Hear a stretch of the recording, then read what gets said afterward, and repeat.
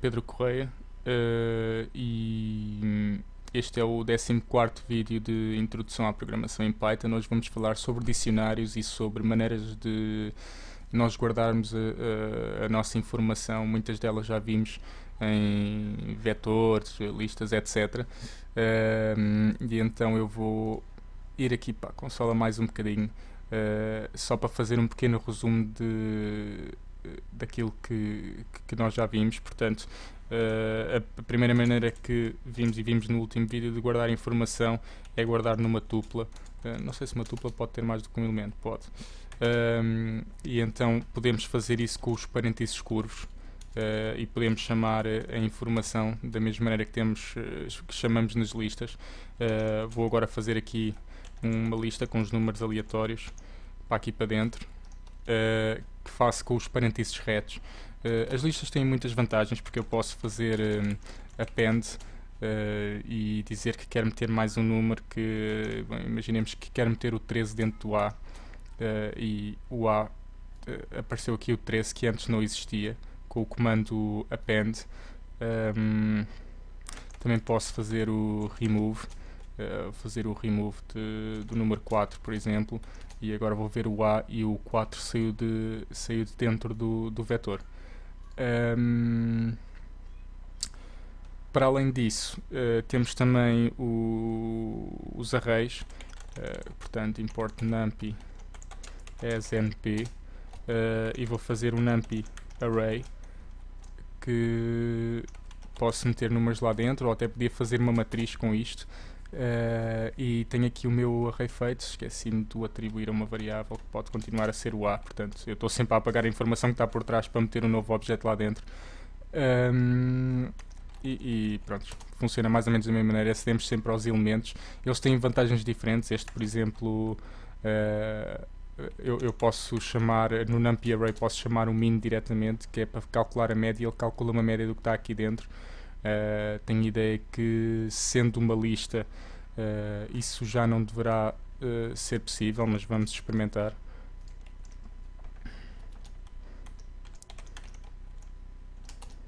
Pois isto já não é possível fazer assim, quanto muito ao contrário. E portanto existem objetos, porque considerem, agora que já vimos as classes, considerem o numpy array como sendo uma classe, e à partida nós, quando fazemos isto, uma classe que imagina que se chama array, chama-se array, e quando nós introduzimos este objeto lá dentro, ele provavelmente calcula o mínimo, o máximo, a média e uma série de outros estatísticos automaticamente, e por isso é que conseguimos depois chamar essas variáveis e ele diz-nos logo imediatamente: escusa de estar a calcular, como é o caso aqui da lista. Obviamente que a lista tem a vantagem de podermos estar a fazer appends e removes, que é uma coisa que não é tão fácil aqui nos arrays. O último objeto que eu queria dar em relação a isto é o dicionário. E o dicionário vou atribuir lá a variável uma variável que se chama dic. E um dicionário é basicamente isto. Abrimos com este tipo de chavetas, que eu já não me lembro como é que isto se chama, e damos uma palavra-chave, que eu vou dizer que é 1, e metemos informação lá dentro. 1, 2, 3, 4, 5, e fecho com estas chavetas e está feito o meu dicionário. Se eu chamar de 1, ele vai-me chamar, vai-me mostrar o objeto que está dentro da palavra-chave 1. Posso criar uma palavra-chave diferente. Desta vez vou fazê-lo com uma string, com números, e vou dizer que números 1, meter outra vez aqui um array dentro. E eu agora vou ver aqui o dic, e portanto estão duas palavras-chave cá dentro. Se eu chamar a palavra-chave 1 do dicionário, ele vai mostrar esta lista. Se chamar a palavra-chave números, ele vai mostrar esta lista. E reparem também que não foi necessário fazer append de nada. Eu simplesmente, mesmo que não exista a palavra-chave números, basta que eu chame por ela e a atribua, que ele automaticamente adiciona a um dicionário. a partir do momento em que vocês façam programação mais avançada, vocês vão ver que isto é de uma utilidade enorme, porque nos permite estar a calcular infinitos objetos, com o limite físico da vossa máquina, mas infinitos objetos, em teoria, a partir de um dicionário. Eu só meti aqui listas dentro, mas podia facilmente meter uma palavra-chave que se chama A. Podia meter aqui uma string como um nome.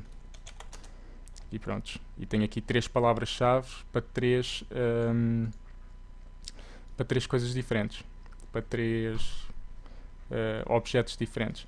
E posso inclusive fazer isto para classe. Eu podia, por exemplo, meter uma classe aqui dentro de uma palavra-chave. Portanto, um dicionário é um tipo de objeto ou de expressão que aceita praticamente tudo. Não sei se provavelmente não há de aceitar funções, mas de resto tudo o que seja objetos minimamente físicos, físicos no sentido de conterem informação, consegue inseri-los lá dentro. E pronto, basicamente é para isto que serve um dicionário. E é bastante bom. Eu podia estar aqui, imaginemos que eu queria criar muitas classes aqui dentro, muitas classes destas aqui dentro do MT, da classe ABC, portanto que está dentro do módulo MT, e queria fazer 3 classes dessas. Eu podia fazer um dicionário e vou criar um vazio neste momento. Vou criar também aqui uma lista que tenha palavra-chave, que eu estou a fazer aqui com letras, mas podia até fazer com números, e se calhar o ideal até é fazer com números. Vou então fazer isto com um contador que vai começar em 1.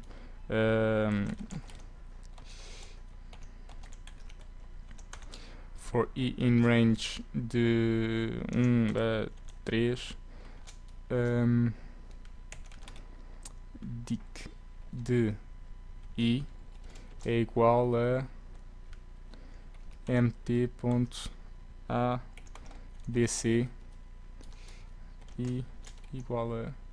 eu não posso utilizar esta palavra aqui, vou utilizar aqui um j, e igual a i mais 1.